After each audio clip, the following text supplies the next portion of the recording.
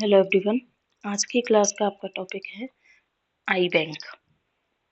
और ये कभी कभार पूछ भी लिया जाता है एग्जाम में, और आपको थोड़ा सा नॉलेज भी होना चाहिए आई बैंक के बारे में। देखिए, आप कोई भी बुक उठाओगे ईएनटी के लिए, उसमें बहुत डिटेल में, लेकिन आपको आपके एग्जाम के अकॉर्डिंग पढ़ना है, तो उसके लिए जो भी मैं पढ़ा रही हूँ वो सफिशियंट है। ठीक है, तो चलिए बात कर लेते हैं आई बैंक के बारे में। ये मैंने बहुत ज़्यादा जो है समराइज करके लिखा हुआ है। लिखने को तो बहुत ज़्यादा आई बैंक के बारे में जितना लिखो उतना कम है। एक जो है अच्छा खासा 50-60 पेज का टॉपिक तैयार हो सकता है, लेकिन आपको उससे अभी कुछ नहीं है, आपको आपके एग्जाम के अकॉर्डिंग पढ़ना है। ठीक है, तो देखते हैं आई बैंक के बारे में क्या होता है, कैसे इसमें जो है आई को प्रिजर्व किया जाता है, रखा जाता है, रिट्राइव किया जाता है।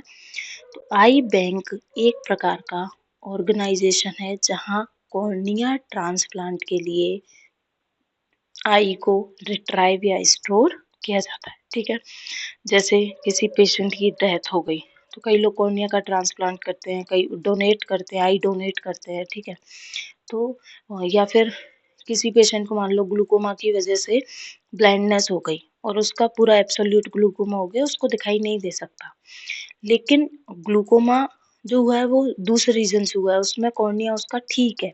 ठीक है, लेकिन उस केस में वो पेशेंट अपना कॉर्निया दे के किसी दूसरे पर्सन को जिसको कॉर्निया की वजह से ब्लाइंडनेस है उसको जो है रोशनी दे सकता है।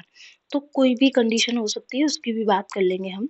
तो आई बैंक एक ऐसा ऑर्गेनाइजेशन है जहाँ पर कॉर्नियल ट्रांसप्लांटेशन के लिए आपको रिट्राइव या स्टोर हम करते हैं।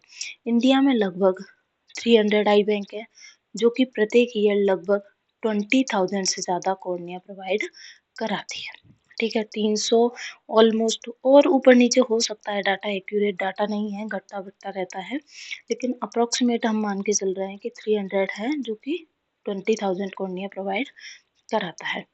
अब हमें आई रिट्राइव करनी है तो उसका प्रोसीजर क्या रहेगा। तो जो डोनर है हम उससे उसका कॉर्निया ले रहे हैं। ठीक है, तो डिकीज्ड जो मर गया है, जिसकी डेथ हो गई है, तो डिकीज्ड डोनर से किसी ऑर्गन या टिश्यू के रिट्राइवल को हम क्या कहते हैं, रिकवरी कहते हैं।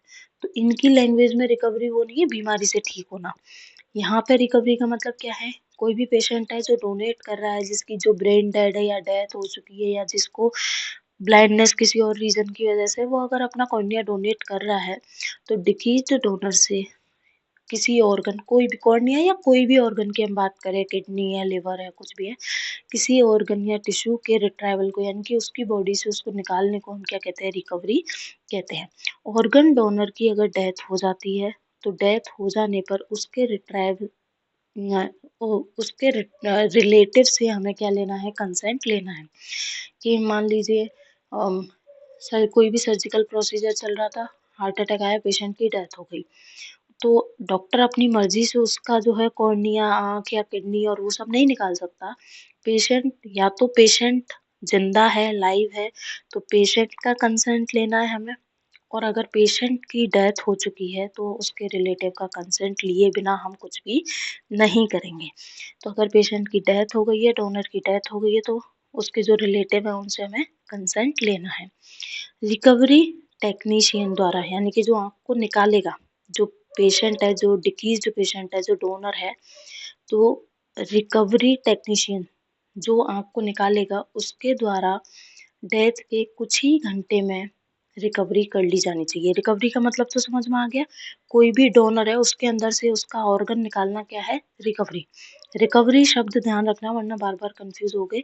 रिकवरी का मतलब क्या है, कोई भी पेशेंट है, कोई भी डोनर है जो अपना ऑर्गन किसी को डोनेट कर रहा है, तो उसके शरीर से उसके ऑर्गन को निकालना ही क्या है, रिकवरी। तो जो निकालेगा ऑर्गन को, रिकवरी टेक्नीशियन, तो वो डेथ के कुछ ही घंटे बाद आई को कलेक्ट कर ले, तो 6 घंटे के अंदर अंदर हमें कर लेना है। मिनिमम 20-30 मिनट लगते हैं इस प्रोसेस को आँख को बाहर निकालने में, पूरे स्ट्रक्चर के साथ। तो 20 से 30 मिनट में उसकी आँख को हम बाहर निकाल सकते हैं, और 6 घंटे के अंदर अंदर आपको निकाल लेना है। डेथ के 6 घंटे में, ध्यान रखना, डेथ के 6 घंटे के अंदर अंदर कॉर्निया को निकाल लिया जाना चाहिए। ठीक है, जो आँख हमने बाहर निकाली है, एक्साइज्ड आई है, उसमें ग्लोब होगा, कॉर्निया होगा, स्क्लेरा को स्टोरेज मीडिया में रखा जाता है। आई बैंक के अंदर।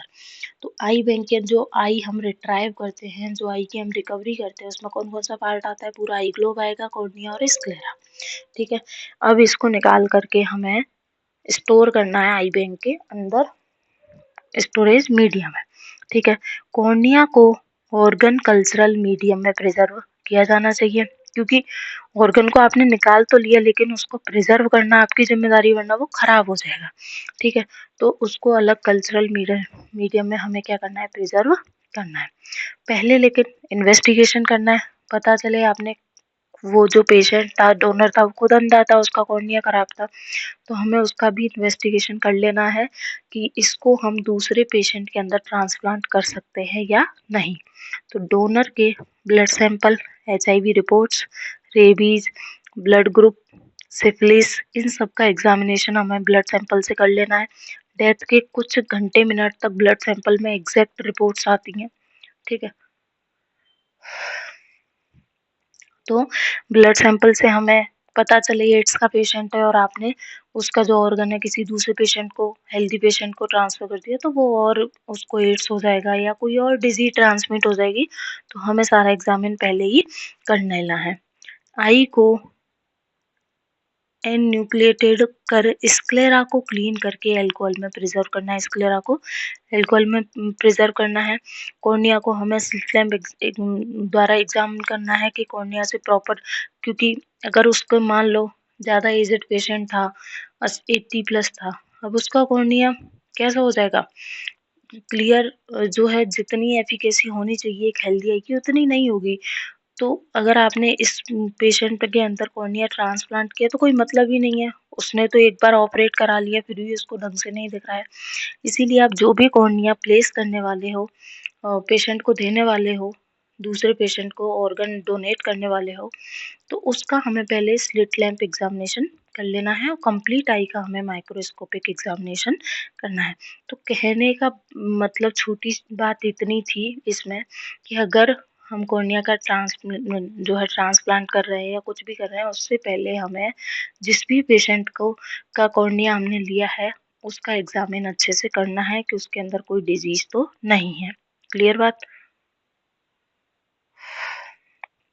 फिर उसके बाद देखते हैं जो आई बैंक का जो ऑर्गेनाइजेशन स्ट्रक्चर है वो किस तरीके का होगा।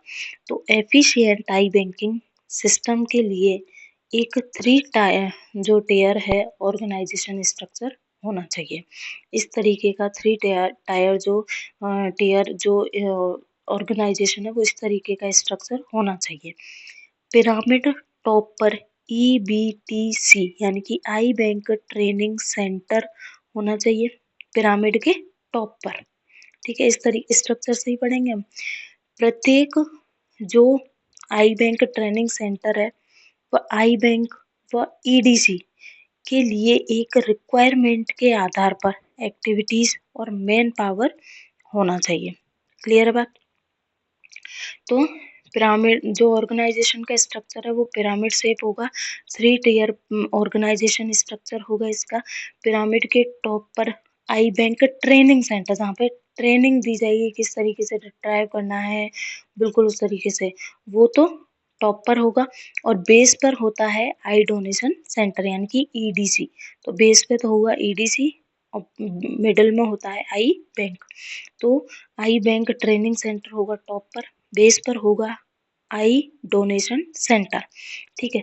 प्रत्येक जो आई बैंक ट्रेनिंग सेंटर है और आई बैंक है या फिर आई डोनेशन जो सेंटर है उसके लिए जो जो रिक्वायरमेंट हो उसकी रिक्वायरमेंट के आधार पर एक्टिविटीज और मैन पावर उसके पास होनी चाहिए कि हमारे पास इतना स्टाफ होना चाहिए, हमारे पास ये स्टोरेज मीडिया होना चाहिए, वो सारी चीज़ें उनके पास अवेलेबल होनी चाहिए।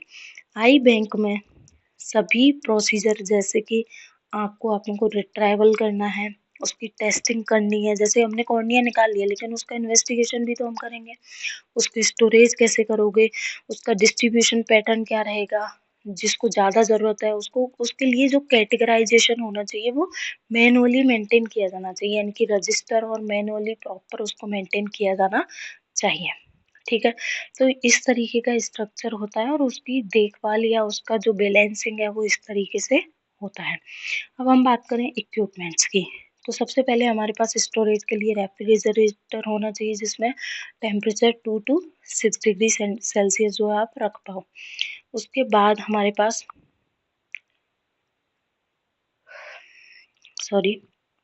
जो क्लीनिंग है उसको मेंटेन करने के लिए हमारे पास क्या होना चाहिए, लैमिनर एयर फ्लो जो है हुड होना चाहिए या कैबिनेट होना चाहिए, ठीक है। और प्रॉपर हमारे पास जो है रिएजेंट्स होने चाहिए, इन्फेक्शन कंट्रोल और सेफ्टी का प्रॉपर ध्यान रखा जाना चाहिए, वेस्ट डिस्पोजल के लिए प्रॉपर डस्टबिन वगैरह ये सब होना चाहिए। अब हमने आग को निकाल लिया, उसको प्रिजर्व कैसे करेंगे, तो डेथ के as soon as possible, death के एक्सेप्ट आई को हमें बाहर निकाल लेना है, पेशेंट से जो भी डोनर है उससे बाहर उसको है निकाल लेना है। आई बैंक में कॉर्निया स्टोरेज के लिए मीडियम अलग होना चाहिए जिसमें कुफमैन मीडियम, तो इसमें 4 दिन के लिए आप कॉर्निया को प्रिजर्व कर सकते हो, या ऑप्टिजोल जीएस है या यूओसोल है, इन सब का यूज़ कर सकते हैं। तो इनके अंदर हमें कॉर्निया को क्या करना है, प्रिजर्व करना है। मोस्टली जो हम यूज़ करते हैं वो एम के करते हैं, ठीक है। जो कुफमैन जो मीडियम है उसका यूज़ करते हैं जिसमें मैक्सिमम आप 4 दिन के लिए कॉर्निया को स्टोरेज कर सकते हो। लॉन्ग टर्म प्रिजर्वेशन के लिए आप 4 दिन में मान लो आपको जो है रिसीवर नहीं मिला, ठीक है, तो हमें लॉन्ग टर्म में भी प्रिजर्व करना पड़ेगा, तो उसके लिए हम कॉर्निया को ग्लिसरीन में प्रिजर्व करते हैं। लेकिन उसका पूरा डॉक्यूमेंटेशन होना चाहिए आपके पास कि कितनी तारीख को जो है कॉर्निया को डोनर से निकाला गया था, कब से इसको स्टोरेज है ग्लिसरीन में, ये ग्लिसरीन कितने दिन में चेंज हुआ है, वो सारा आपके पास डॉक्यूमेंटेशन होना चाहिए। पूरा जो ग्लोब है, आई ग्लोब, उसको प्रिजर्व करने के लिए हमारे पास असेप्टिक मेजर होने चाहिए, प्रॉपर फॉलो करने हैं वो हमें। क्योंकि अगर वो जो आँख आपने पेशेंट्स के एक तो डोनर ने अपनी आँख डोनर की है, फिर अगर आपकी किसी गलती की वजह से या आई बैंक में जितने भी स्टाफ मेंबर हैं उनकी किसी गलती की वजह से अगर आँख में इन्फेक्शन हो गया, तो वो इन्फेक्शन ट्रांसमिट हो सकता है। तो हमें पूरा असेप्टिक मेजर फॉलो करना है। स्क्लेरा को प्रिजर्व करने के लिए हमें प्रिजर्वेशन डेट को इंडिकेट करना है और उसको अल्कोहल में हमें प्रिजर्व करना है, ठीक है। तो इस तरीके का हमारा प्रिजर्वेशन मेथड रहेगा।